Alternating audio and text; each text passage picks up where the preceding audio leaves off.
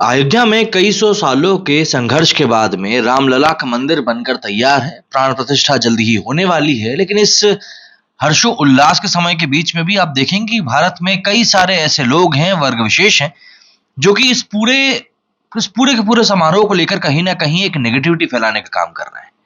और सबसे बड़ी बात तो ये है कि आज भी भारत में कई सारे ऐसे लोग हैं जिनको कि राम मंदिर के इसी इतिहास के बारे में पता नहीं। अधिक से अधिक उनको पूछा जाता है तो ये कहते हैं कि हाँ, भाजपा के कारण राम मंदिर आ रहा है। लेकिन क्या ये वाकई में सही है? क्या भाजपा वाकई में इतने सालों पुरानी है कि राम मंदिर के अस्तित्व में आने को लेकर पूरी लड़ाई में उसी का हाथ है? ये बात जरूर कही जा सकती है कि भारत में विपक्ष से लड़ने का काम जरूर भाजपा ने भी किया है पिछले करीब 20, 25, 30 सालों में। लेकिन उससे पहले की भी तो इसकी कहानी बहुत पुरानी है। हम ये भी मान सकते हैं कि उस सरकार ने जिसके कि रामलला के खिलाफ ही 20 से 25 वकीलों की फौज खड़ी कर दी थी, उससे लड़ने का काम जरूर भाजपा ने किया है। नरेंद्र मोदी जी बिल्कुल एक्टिव तौर पर राम मंदिर के इस पूरे मुद्दे में शामिल रहे। लेकिन उसके बावजूद भी एक लंबी कहानी है जो कि अयोध्या से जुड़ी हुई है। आज के इस वीडियो में हम लोग उसे ही जानने की कोशिश करेंगे और समझेंगे कि आखिर क्या इतिहास रहा है अयोध्या का और कैसे हम आज इस घड़ी तक पहुंचे हैं कि राम मंदिर बनने को लेकर हम इस समारोह को एक उत्सव के रूप में बना पा रहे हैं। दरअसल सरयू नदी के पवित्र तटों के बीच स्थित है अयोध्या। अयोध्या नगर यानी कि हजार किस्से कहानियों का शहर। राजा दशरथ, राम लक्ष्मण, माता सीता, हनुमान और डरावने राक्षस। अयोध्या का जिक्र होते ही मन के चलचित्र पर रामायण काल के पात्र जीवित हो उठते हैं।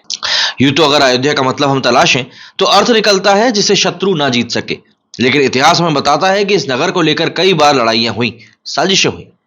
आदि कवि वाल्मीकि और तुलसीदास बताते हैं कि अयोध्या की इसी पावन भूमि पर रामलला का जन्म हुआ था। उनकी लीलाएं, चमत्कार और अवतार के भावपूर्ण किस्से आखिर कौन नहीं जानता। लेकिन ये तो हुई सिर्फ धर्मग्रंथ की बात है। हमारे ग्रैंडफादर, ग्रेट ग्रैंडफादर और ग्रेट ग्रेट ग्रैंडफादर के दौर में अयोध्या की आखिर क्या कहानी थी? राजा राम के बाद अयोध्या का क्या हुआ? ऐसे सवाल मन में आपके जरूर आते होंगे। तो यहां से आता है स्टोरी में बड़ा ट्विस्ट और यहीं से हम लोगों को भी अयोध्या की इस कहानी को जानना चाहिए। दरअसल आज की अयोध्या की कहानी जानने के लिए फ्लैशबैक में चलना पड़ेगा। घड़ी की सुइयों को करीब 500 साल पीछे घुमाना पड़ेगा। बात करते हैं 1500 ईस्वी की। वो जमाना जब हमारे परदादा के परदादा के परदादा इस धरती पर आबाद रहे होंगे। वो धरती जो भारतवर्ष प्राचीन काल में चंद्रगुप्त, अशोक, विक्रमादित्य जैसे महान योद्धाओं और राजाओं की भूमि हुआ करती थी। मध्यकाल आते आते इस भारत के हिंदू राजा कमजोर और फूट के शिकार हो चुके थे। इसी मौके का फायदा उठाकर उज्बेकिस्तान के एक लड़ाकू सरदार ने उठाया। इसका नाम था जहीउद्दीन मोहम्मद उर्फ बाबर। 1526 में बाबर ने हिंदुस्तान में मुगल सल्तनत की नींव डाली। आगरा को उसने राजधानी बनाया।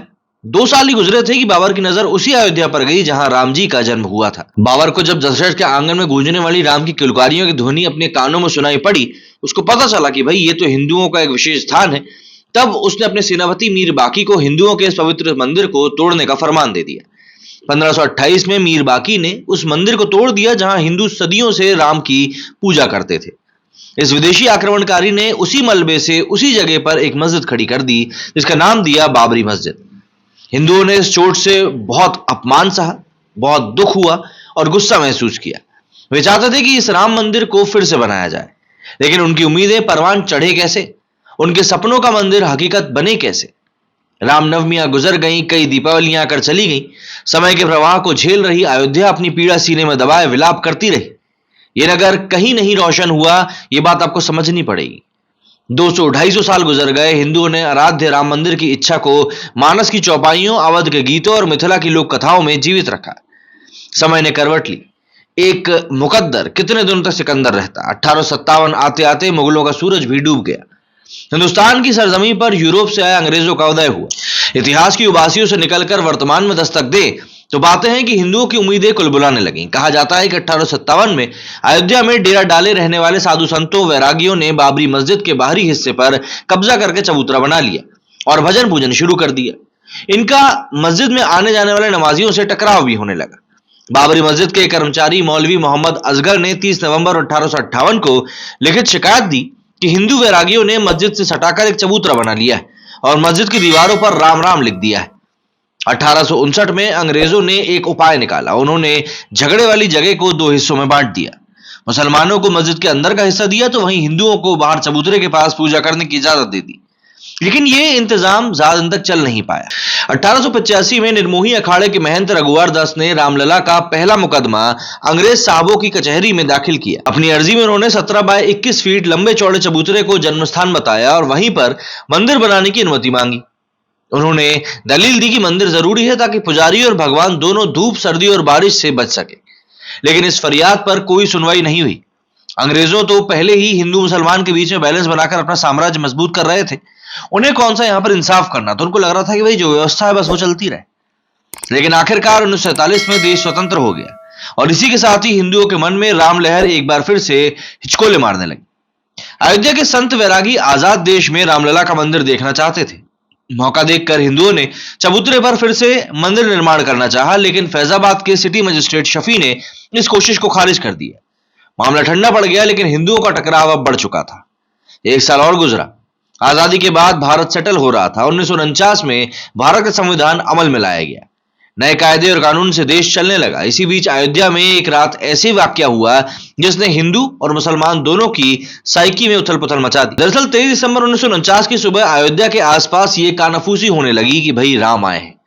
कुछ ही घंटों में ये बात जंगल में आग की तरह फैल गई कि पिछली रात विवादित मस्जिद के ठीक नीचे रामलला प्रकट हुए हैं। मस्जिद के बाहर हजारों हिंदुओं की भीड़ जमा हो गई। आखिर ये क्या था? जितने मुंह उतनी बातें हुई। कहा जाता है कि 22-23 दिसंबर के दरमियान रात अभय रामदास नाम के एक साधु और उनके कुछ साथियों ने मस्जिद के दीवार फांदकर भगवान राम, जानकी और लक्ष्मण की प्रतिमाएं मस्जिद के अंदर रख दी और ये बात फैला दी कि राम जी प्रकट होकर अपने जन्मस्थान पर विराजमान हो गए। किस्सा तो एक ये भी है कि अभय रामदास की इस योजना को फैजाबाद कलेक्टर के नायर का भी आशीर्वाद प्राप्त हुआ था। आखिर अगले दिन उन्होंने मूर्तियां क्यों नहीं हटवाई?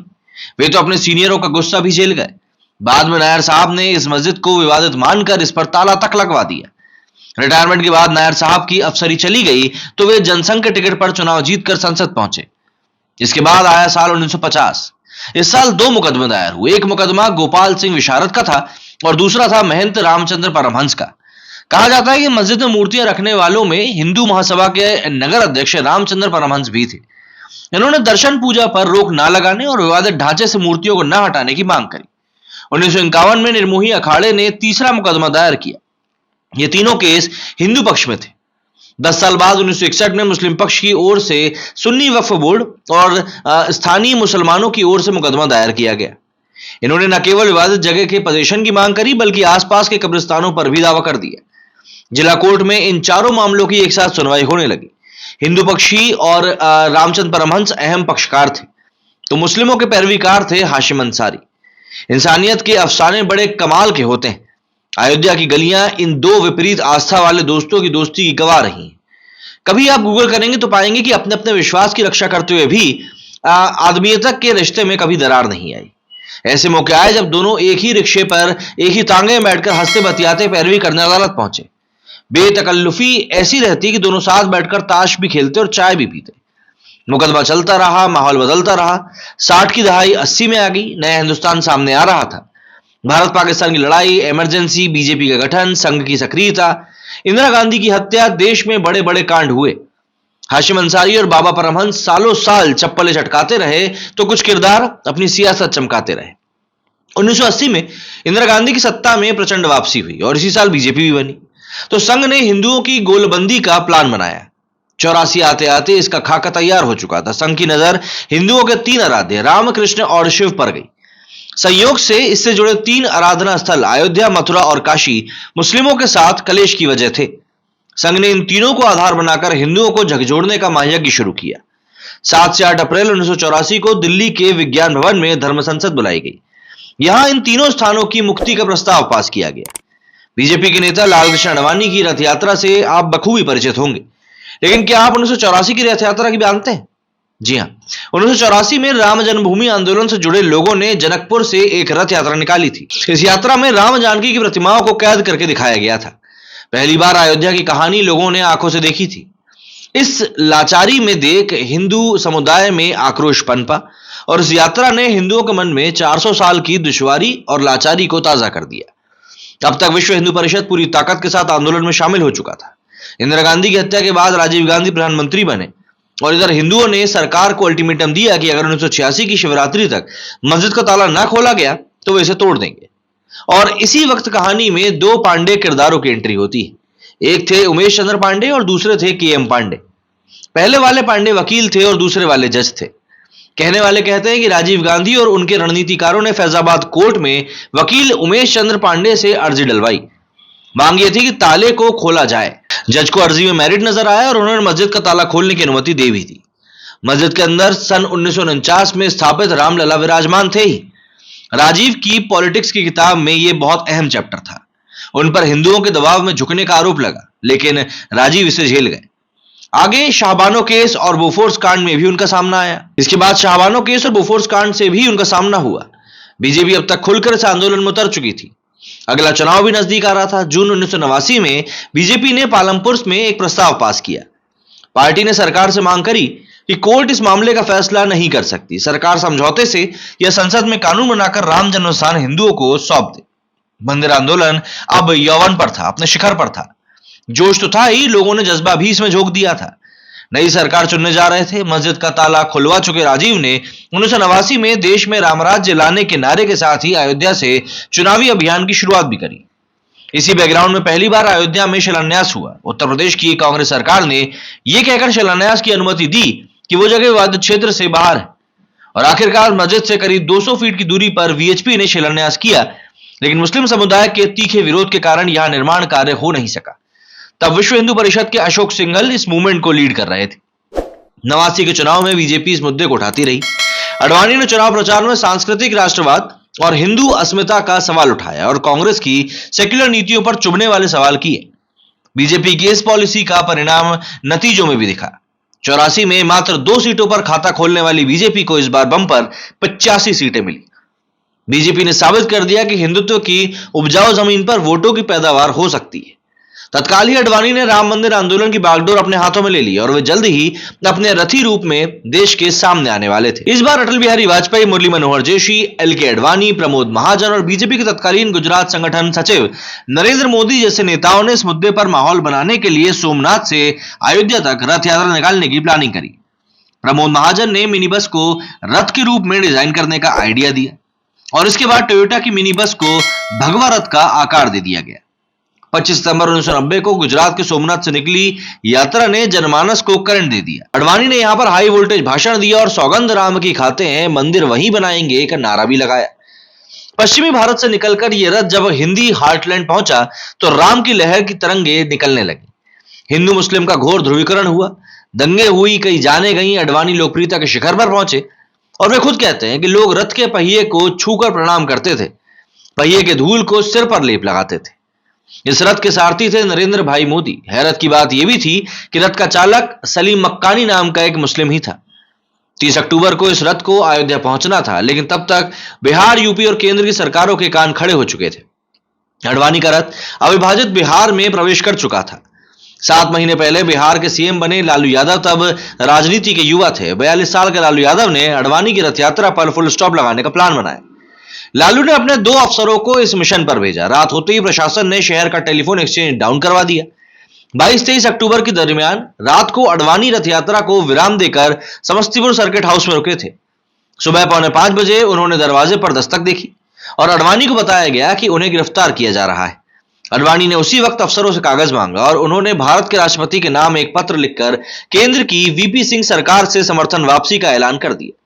अडवाणी गिरफ्तार कर लिए गए, भारत की सरकार गिर गई। इस गिरफ्तारी ने लालू को मुसलमानों का हीरो भी बना दिया। वे सेक्युलर नायक बनकर उभरे, लेकिन यहां पर सेक्युलरिज्म कहां था, ये आज तक सवालों के घेरे में। अडवाणी को गिरफ्तार करने गए 2 अधिकारी आज देश की 2 बड़ी पार्टियों के साथ हैं। पहले अफसर हैं आर.के. सिंह, आज बीजेपी सांसद और केंद्रीय मंत्री, जबकि दूसरे अधिकारी रामेश्वर उरांव कांग्रेस की टिकट पर सांसद बने और झारखंड के बड़े नेता हैं। इधर अडवाणी की पुकार पर तमाम पाबंदियों के बावजूद लाखों कार सेवक 30 अक्टूबर को अयोध्या पहुंच चुके थे। सीएम मुलायम सिंह की तैयारियां नाकाफी रहीं। यूपी में 2 लाख कार सेवक गिरफ्तार किए गए और जेलें ठूस ठूस कर भर दी गई। विश्व हिंदू परिषद ने 30 अक्टूबर को सुबह 9:44 पर मंदिर निर्माण शुरू करने का ऐलान किया। पुलिस को चकमा देने के लिए अशोक सिंघल वेश बदलकर अयोध्या पहुंचे थे। 30 अक्टूबर को अयोध्या में घमासान हुआ, कार सेवा करी गई, विवादित गुम्बदों पर झंडा लगा दिया गया, तोड़फोड़ भी हुई। अर्धसैनिक बलों को गोली तक चलानी पड़ी। गुम्बद पर झंडा फहराते 2 कार सेवक जान दे दिए। 3 ने नींव खोदते हुए प्राण त्याग दिए। कार सेवक गर्जना कर रहे थे कि रामलला हम आए हैं, मंदिर यहीं बनाएंगे। आखिरकार प्रशासन ने गोली चलवाई। गोलियां सरयू नदी के पुल पर मौजूद कार सेवकों पर भी चली। यहां 20 कार सेवक मारे गए। तफ्तीश इस आंकड़े को बहुत ज्यादा बताती है। अखबारों ने सुर्खियां लगाई, कार सेवकों के खून से लाल हो गई सरयू। इस सिलसिले में कोठारी बंधुओं को कौन भूल सकता है। 2 नवंबर को दिगंबर अखाड़े से हनुमानगढ़ी की ओर जाते समय पुलिस ने फायरिंग की, जिसमें दोनों भाइयों को गोली लगी। दोनों ने ही मौके पर दम तोड़ दिया। इस घटना से मुलायम सिंह को हिंदुओं की तीखी आलोचना झेलनी पड़ी। उन्हें मुल्ला मुलायम तक कहा गया। अगले चुनाव में उनकी करारी हार हुई। बीजेपी के कल्याण सिंह यूपी के नए सीएम बने। 91 में चुनाव के दौरान राजीव गांधी की हत्या की गई। कांग्रेस के पीवी नरसिम्हा राव देश के नए प्रधानमंत्री बने। मंदिर जैसे आस्था के मुद्दे पर देश में कटुता का माहौल बना रहा। इसके बाद दिसंबर 1992 में एक बार फिर से कार सेवा का ऐलान किया गया। सीएम कल्याण सिंह ने सुप्रीम कोर्ट में हलफनामा दिया कि उनकी सरकार मस्जिद को कोई नुकसान नहीं होने देगी। लेकिन 6 दिसंबर 1992 को वीएचपी, बजरंग दल और शिवसेना समेत दूसरे हिंदू संगठनों के लाखों कार्यकर्ताओं ने विवादित ढांचे को गिरा दिया और मस्जिद की एक एक ईंट उखाड़कर मलबे पर अस्थायी मंदिर बना दिया। इस दौरान लालकृष्ण आडवाणी, मुरली मनोहर जोशी आसपास ही मौजूद रहे। वहीं दूसरी ओर विनय कटियार, उमा भारती, साध्वी रतम्बरा कार सेवकों का जोश बढ़ाते रहे। यह मंजर भारत के सामाजिक राजनीतिक माहौल का एक अद्भुत दृश्य था, जहां शौर्य और शर्म एक साथ दिखी। कार सेवकों ने सबसे पहले विवादित ढांचे को बाहरी और भीतरी दीवार गिराई। 2:45 बजे ढांचे का दाहिनी गुम्बद जमीन पर गिर गया और 1 घंटे और गुजरा तो बायां गुम्बद भी धराशायी हो गया। शाम के 4:40 होते होते बाकी के बचे हुए गुम्बद को भी तोड़ दिया गया। कल्याण सिंह ने इस घटना के तुरंत बाद अपने पद से इस्तीफा दे दिया और कहा जाता है कि पीएम नरसिम्हा राव दिल्ली में इस दौरान पूरे समय बैठकर सिर्फ पूजा करते रहे। वहीं कल्याण सिंह ने माना था कि उन्होंने ढांचे की सुरक्षा के लिए वादा तो किया था, लेकिन एक और भी निर्देश दिया था कि कार सेवकों पर किसी भी सूरत में गोली नहीं चलाई जाएगी और चलेगी भी नहीं। लेकिन क्या बाबरी मस्जिद टूटने का उन्हें कोई अफसोस था? इसके जवाब में उन्होंने 2 टूक कहा था। ढांचा नहीं बचा, कोई गम नहीं है इस बात का, और ढांचे के टूटने का ना ही मुझे कोई खेद है, ना पश्चाताप है और ना ही किसी प्रकार का प्रायश्चित है। No regret, no repentance, no sorrow, no grief. जाहिर सी बात है, इसी कड़ी में अटल जी का भी एक चर्चित भाषण हम लोगों को समझना चाहिए। बात ढांचे के गिरने से एक दिन पहले की है। 5 दिसंबर को लखनऊ में कार सेवकों को संबोधित करते हुए वाजपेयी जी ने अपने ही निराले अंदाज में कहा था कि वहां नुकीले पत्थर निकले हुए हैं, उन पर तो कोई बैठ नहीं सकता। जमीन को समतल तो करना पड़ेगा, बैठने लायक तो बनाना पड़ेगा। खैर, बाबरी मस्जिद टूटने के बाद देश में अभूतपूर्व उन्माद का दौर देखने को मिला। मुंबई, दिल्ली, भोपाल समेत कई शहरों में दंगे हुए। अयोध्या भी नफरत की आग में झुलसी। आडवाणी, जोशी, उमा भारती समेत दिग्गज नेता अरेस्ट किए गए। हिंसा में सैकड़ों मौतें भी हुई। देश की हवा एकदम से भारी और बेझिल हो गई। इस घटना के 10 दिन बाद ही विध्वंस जांच के लिए लिब्राहन कमीशन बनाया गया। इसे 3 महीने में अपनी रिपोर्ट देनी थी, लेकिन कमीशन ने पूरे 17 साल लिए और 30 जून 2009 को तत्कालीन पीएम मनमोहन सिंह को रिपोर्ट सौंपी गई। इसकी टिप्पणी को पब्लिक डोमेन में नहीं लाया गया। जनवरी 1993 में केंद्र ने कानून बनाकर विवादित परिसर और आसपास की लगभग 67 एकड़ जमीन को अधिग्रहित कर लिया। हाईकोर्ट में मुकदमे की सुनवाई होने लगी। हाईकोर्ट ने मालिकाना हक तय करने के लिए 2003 में पुरातत्व विभाग से बाबरी मस्जिद और राम चबूतरे के नीचे खुदवाई करवाई। इसकी रिपोर्ट में कहा गया कि इसके नीचे 10वीं सदी की मंदिर के सबूत मिले और आखिरकार 2010 में वो मौका आया जब इलाहाबाद हाईकोर्ट ने इस मामले में पहला फैसला दिया। कोर्ट ने यह जमीन मामले के 3 पक्षकारों के बीच में बांट दी। मामले के 3 पक्षकारों के बीच बांटने के कारण कई सारी चीजों में कई सारे लोगों को समस्याएं हुई, लेकिन यह जरूरी था। तीनों जजों ने परिस्थिति को देखते हुए, साक्ष्यों को देखते हुए अपनी यही बात मानी कि रामलला का जन्म वहां हुआ होगा जहां मस्जिद के बीच वाला गुंबद है। फैसले में यह जमीन रामलला विराजमान को दे दी गई। नजदीक की राम चबूतरा और सीता रसोई की जमीन निर्मोही अखाड़े को दी गई, जबकि बाकी बची 1/3 जमीन सुन्नी वक्फ बोर्ड को दी गई। लेकिन अदालत का यह फैसला तीनों ही पक्षकारों को नामंजूर था। मई 2011 में सुप्रीम कोर्ट ने इस फैसले पर रोक लगा दी। जान लें कि अयोध्या में मूल विवादित जमीन मात्र 1480 स्क्वायर यार्ड की थी। यह वो जमीन थी जिस पर 6 दिसंबर 1992 से पहले बाबरी मस्जिद बनी थी। हिंदुओं का मानना था कि यहीं पर भगवान राम पैदा हुए। अगर कुल विवादित जमीन की बात करें तो यह करीब 2.77 एकड़ है, जिसमें पूरा का पूरा परिसर शामिल है। वैसे इस विवाद का फैसला आने से पहले सरकार ने यहां कुल 67 एकड़ जमीन का अधिग्रहण किया था। इसके बाद 2014 में नरेंद्र मोदी की सरकार आई तो राम मंदिर फिर सुर्खियों में आया। जितना प्रचंड बीजेपी का बहुमत था, उतनी प्रबल जनता की उम्मीदें भी थी। विपक्षी बीजेपी पर तंज कस रहे थे कि मंदिर वहीं बनाएंगे पर तारीख नहीं बताएंगे। बीजेपी ने इन सबकी सुनी, इन सबकी देखी, इन सबकी जानी और शांति से अपना काम करती रही। 2017 में मामले को कोर्ट के बाहर सुलझाने की कोशिश करी गई, लेकिन प्रयास कामयाब नहीं हुआ। मई 2019 में नरेंद्र मोदी दूसरी बार देश के प्रधानमंत्री बने। इधर सुप्रीम कोर्ट ने 6 अगस्त 2019 से इस मामले की योजना की सुनवाई शुरू कर दी।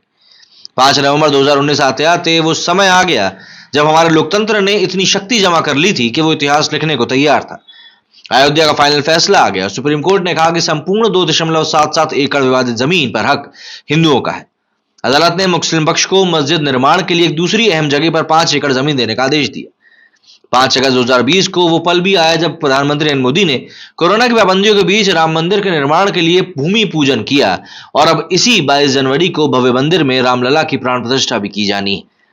लेकिन वो सभी लोग गायब हैं जो लगातार इस बात को लेकर बीजेपी को घेर रहे थे कि आखिर कब ये लोग मंदिर बनवाएंगे। फिर चाहे वो रवीश कुमार हो, चाहे वो और भी कई सारे पत्रकार हो, नाम लेने बैठेंगे तो काफी देर हो जाएगी।